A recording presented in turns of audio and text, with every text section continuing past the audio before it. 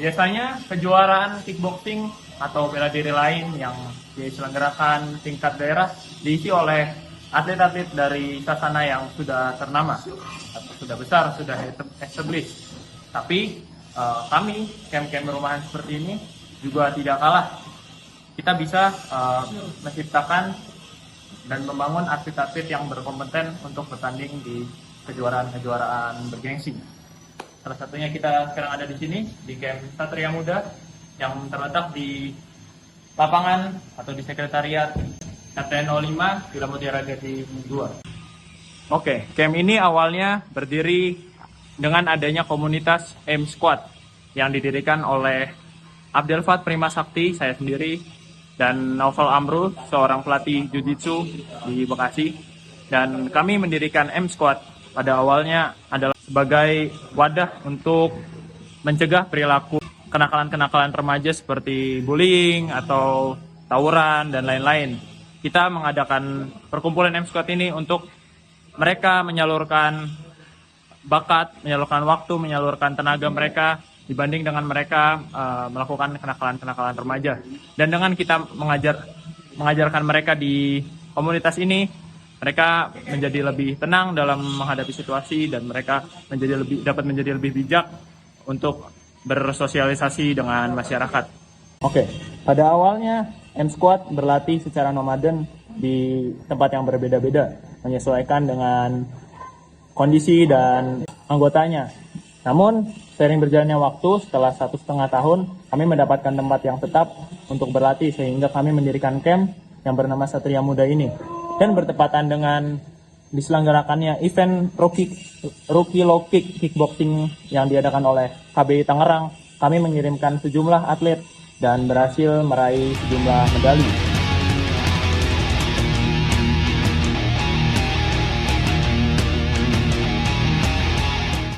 Dengan siapa di sini? Nama saya sudah dapat Jati. Dengan saya Moreno Morsilanus. Ya, perkenalkan nama saya Mikael, biasa dipanggil Eldon Kingsmack. Dengan Rayhan Ferencia Dinda. Sudah berapa lama latihan di camp Satria Muda? Saya latihan di sini sudah sekitaran 2 bulan. 2 bulan. Iya. Persiapan sebelum pertandingan nih bagaimana? Apakah ada perbedaan dibanding dengan latihan rutin? Ada perbedaan. Saya kalau di perbedaan rutin itu semakin nambah stamina-nya, semakin nambah powernya, semakin nambah tekniknya. Selain daripada teknik tadi yang diajarin, ya ada nggak kayak aturan yang diberikan sama pelatih sebelum pertandingan? Ada.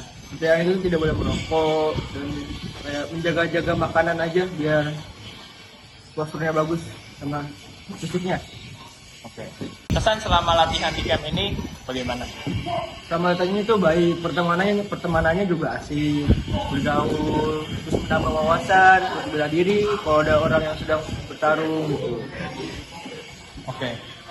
Kan kemarin habis menang nih. Ya. Di pertandingan kickboxing Tangerang. Ya. Target selanjutnya setelah pertandingan kemarin gimana?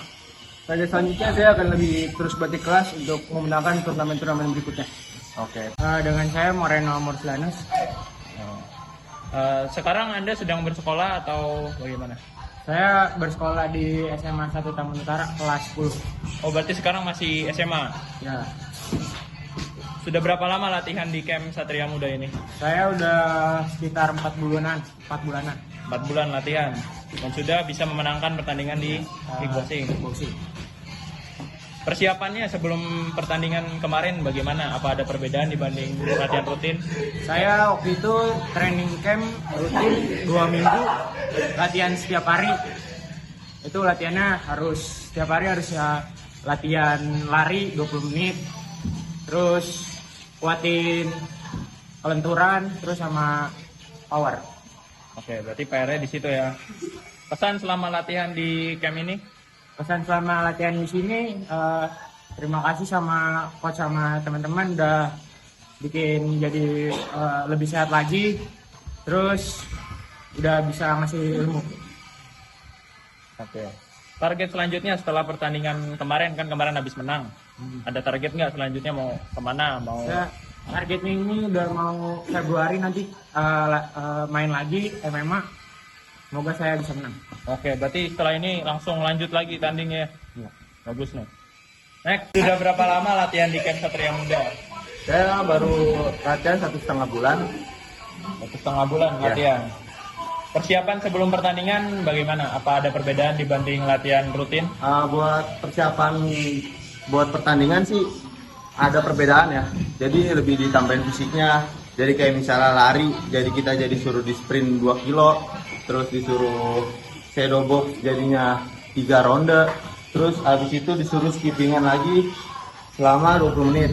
Nah, habis itu saya juga kemarin lagi overweight parah. Jadi kan saya main di 67. Jadi saya harus mengcutting sekitar 6 kilo. Nah, itu sangat benar-benar membuat saya menjadi lebih manusia jadi baru. Jadi ya gitu lah, banyak banget ya pokoknya. Kesan selama latihan di camp ini? Kesan selama latihan di camp ini, kesana sih ya saya jadi lebih bisa mengontrol emosi saya, terus bisa lebih lebih mendewasakan diri saya sendirilah. Jadinya dulu saya pernah kayak mukulin orang, jadi sekarang udah nggak mukulin orang lagi gitu loh kesannya. Jadi lebih tenang ya. Oke. Sekarang target selanjutnya nih, kemarin kan habis menang di kickboxing Tangerang. Target selanjutnya setelah pertandingan kemarin itu apa? Target selanjutnya sih mungkin saya akan lebih lagi meningkatkan potensi yang ada di dalam diri saya. Jadi ya lebih lagi lah daripada yang kemarin, walaupun kemarin masih kurang baik mainnya ya. Jadi ya lebih di up lagi lah. Setidaknya udah menang ya. Oh ya. Oke, harus ada peningkatan. Oke. Good. Next, Rayhan Ferencia Dinda. asal sekolah atau alma mater? Asal sekolah SMA 8 Tambun Selatan. Oh, berarti masih SMA ya? Iya. Usianya berapa? Saya 17 sekarang. Oh, masih 17. Oke, next. Udah berapa lama nih latihan di Camp Satria Muda? Mungkin 3 atau 4 ya. 3 atau 4 bulan. Target nih, kan Anda sudah latihan 4 bulan lebih.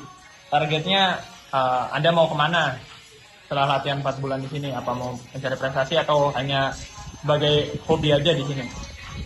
Mungkin targetnya bulan Februari ya, mau ikut MMA, mau nyobain juga, mau nyari prestasi lah, biar ada yang bisa dibanggakan gitu. Oke, berarti dalam waktu dekat ya mau Iya. tanding ya. Oke, semangat. Iya. Bagaimana Satria Muda Camp yang notabene merupakan camp rumahan dapat memenangkan sebuah kejuaraan tidak terlepas daripada kriteria yang kami tanamkan di kepelatihan Sasana ini. Yang lebih jelasnya akan dijelaskan oleh Saudara Naufal Amru selaku co-manager dan pelatih di Satria Muda Camp. Menurut saya sebagai pelatih, karena ada keterbatasan fasilitas, tapi bukan berarti kita nggak bisa yang namanya ngelahirin atlet yang berkualitas. Bisa kita, dan hal ini didukung sama beberapa kriteria. Yang pertama, pembinaan dan kepemimpinan yang berkualitas. Ngurus atlet, melatih atlet itu nggak gampang, nggak cuma sekadar ayo nih pukul, ayo tendang, ayo tangkis. Nggak segampang itu. Kita juga harus bisa yang namanya ngebentuk mental atlet biar lebih disiplin, lebih berani, dan lebih fokus. Dan sebagai pelatih kita juga harus bisa yang namanya ngebaca karakter masing-masing atletnya. Hal ini selain buat mempererat hubungan antara pelatih dan atlet, ini juga bisa jadi hal yang bagus buat menentukan metode yang pas untuk atletnya nanti. Dan tanpa leadership yang kuat, menurut saya hal-hal yang tadi saya sebutkan tuh nggak bakal bisa kita lakuin. Kita harus punya leadership yang kuat. Dan yang kedua ada fasilitas dan perlengkapan latihan. Tadi saya bilang kita punya keterbatasan fasilitas. Bukan berarti kita nggak punya fasilitas sama sekali. Punya kita. Dan justru ini jadi tantangan sekaligus solusi loh buat masalah tadi keterbatasan fasilitas. Karena pelatih didobrak buat lebih kreatif, memanfaatkan benda-benda sekitarnya untuk jadi alat latihan. Dan bukan berarti bakal muncul statement yang namanya Sasana rumahan tuh alatnya seadanya. Enggak juga. Seiring nanti waktu kita progres, kita punya pendanaan yang baik, ya insya Allah kita bisa, dan kita juga mau yang namanya menyediakan fasilitas dan perlengkapan latihan yang proper dan juga banyak. Yang ketiga ada metode latihan terstruktur. Kita bikin atlet yang siap tanding, itu tadi yang saya sebutin di awal, kita perlu yang namanya dia mental yang berani, disiplin dan fokus.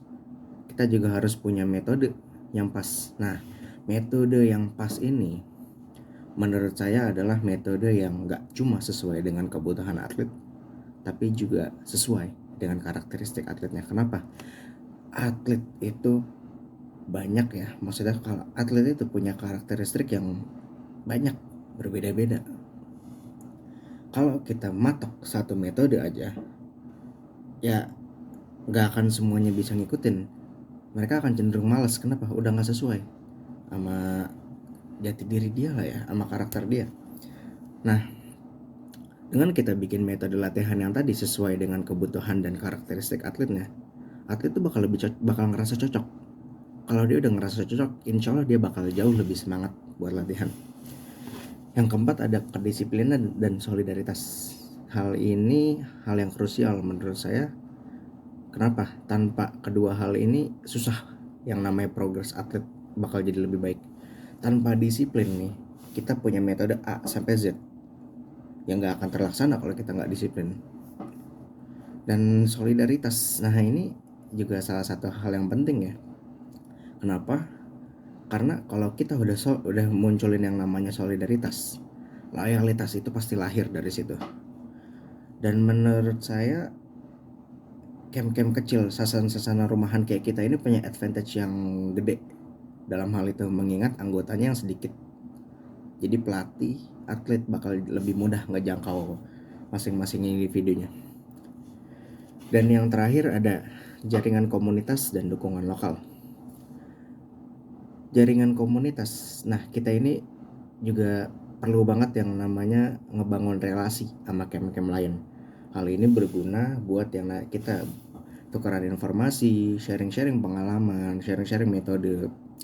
Dan itu juga bakal bagus. Kenapa? Atlet jadi bisa tahu nih, oh camp-camp lain metodenya begini, oh ini yang bagus nih, kita ambil, kita bisa jadikan metode kita juga. Dengan begitu ya kita bakal lebih baik lagi ya, yang namanya membentuk atlet tuh bakal lebih bagus lagi kalau kita udah punya relasi sama camp-camp lain gitu.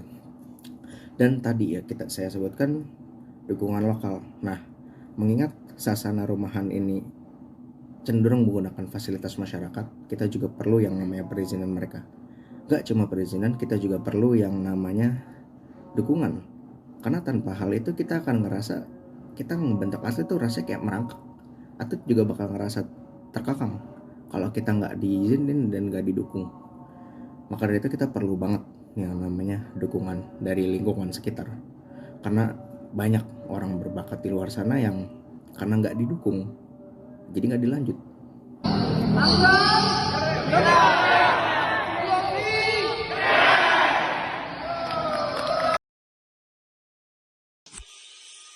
Ya, hingga hari ini Satria Muda Camp dilatih oleh 2 orang pelatih. Yang pertama adalah saya sendiri, Abdul Fatbar Sakti, dan Noval Amru.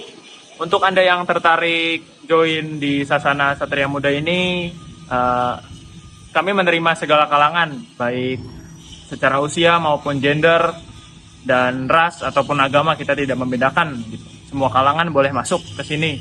Yang terpenting adalah Anda datang atau menghubungi Instagram satriamuda.camp dan kemudian membayar biaya registrasi sebesar 100.000 per bulan, dan Anda sudah bisa latihan di sini, baik untuk hobi, hanya sekedar hobi sebagai pengisi waktu luang, atau untuk mencari prestasi seperti atlet-atlet yang sudah berlatih di sini.